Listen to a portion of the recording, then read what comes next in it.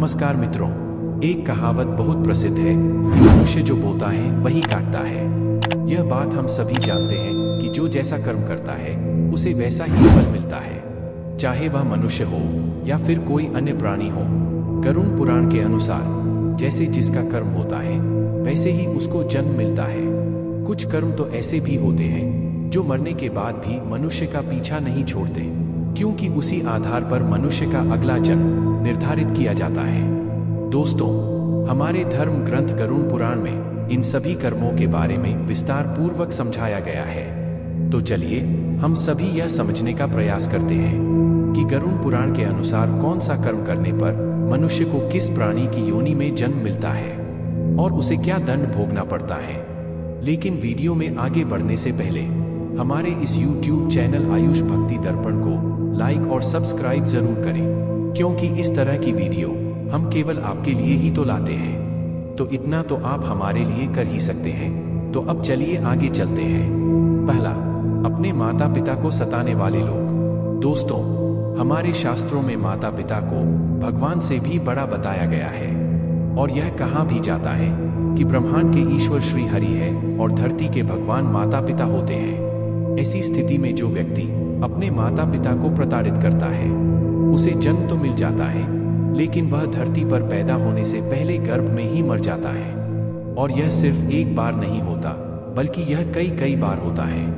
और जो प्राणी गर्भ में रहता है उसे थोड़ी तकलीफ नहीं बल्कि अथाह तकलीफ झेलने पड़ते हैं। सरल शब्दों में आप यह समझ लीजिए कि उस दर्द व उस तकलीफ की कल्पना भी करना कठिन है।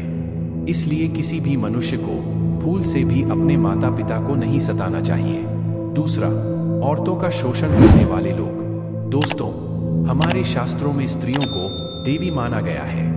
ऐसे में जो भी मनुष्य महिलाओं का शोषण करता है उस मनुष्य को अगले जन्म में पूरी जिंदगी रोगों से ही पीड़ित रहना पड़ता है। तीसरा, साधु संतों की हत्या करने वाले लोग। दोस्तों, गरुड़ पुराण के अनुसार जो भी मनुष्य किसी साधु या संत या कोई ऐसा व्यक्ति जो धार्मिक हो या धर्म के कार्यों को करता हो, ऐसे व्यक्ति की हत्या करने पर मनुष्य को नरक भोगना पड़ता है और उसके बाद घोड़ा व ऊंट जैसे और भी कई अत्यंत दुखदायी जीव की योनि में कष्ट भोगना पड़ता है। चौथा, गौ हत्या करने वाले लोग। दोस्तों, हमारे सनातन धर्म में कन्या, महिला और गाय की हत्या को सबसे बड़ा महापाप माना गया है।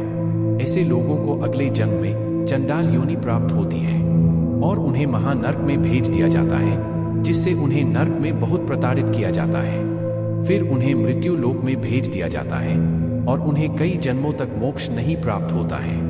पांचवा, मित्रता में धोखा देने वाले लोग। जो मनुष्य अपने मित्र को धोखा देता है या अपने मित्र के साथ गलत व्यवहार करता है और उनसे पीठ पीछे शत्रुता करता है, ऐसे लोगों को नर्क में अनेक प्रकार की यातनाएं भोगनी पड़ती हैं और फिर उन्हें गिद्ध की योनि में जन्म लेना पड़ता है।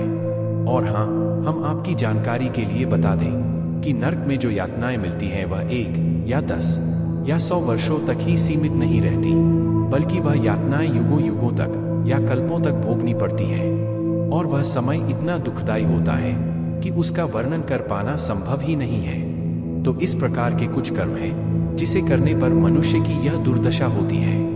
दोस्तों, आशा करता हूं कि आपको हमारे द्वारा दी गई जानकारी पसंद आई होगी।